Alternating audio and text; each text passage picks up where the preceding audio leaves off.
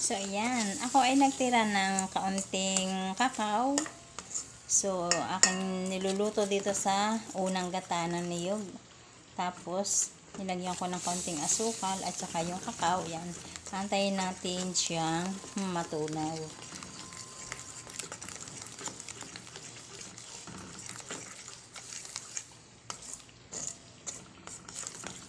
Pag natunaw na siya, so magiging chocolate na siya.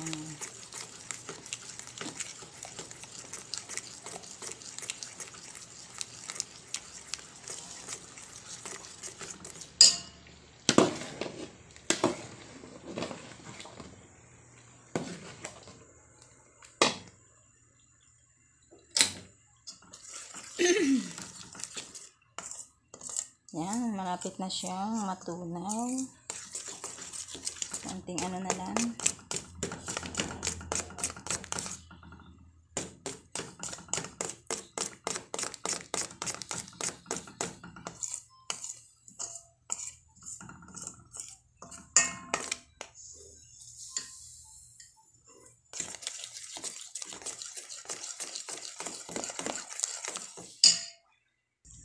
So, lalagyan naman natin ng condense. Ayan, para siya ay tumamis at mas masarap. So, ayan. Atin nang hahaluin hanggang sa siya ay lumapot.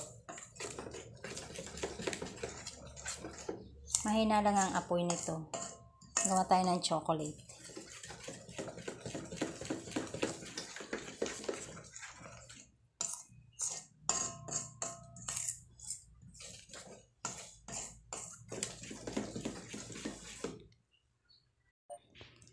So, ayan. Tapos na ako magluto. So, malapot na siya.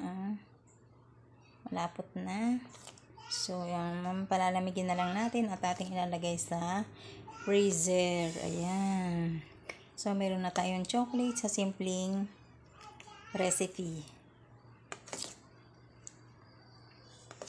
Meron tayong half cup na meron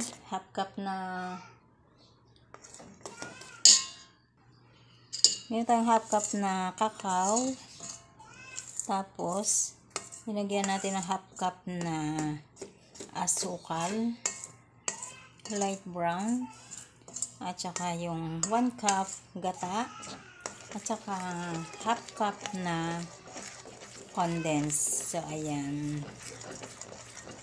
Okay na siya.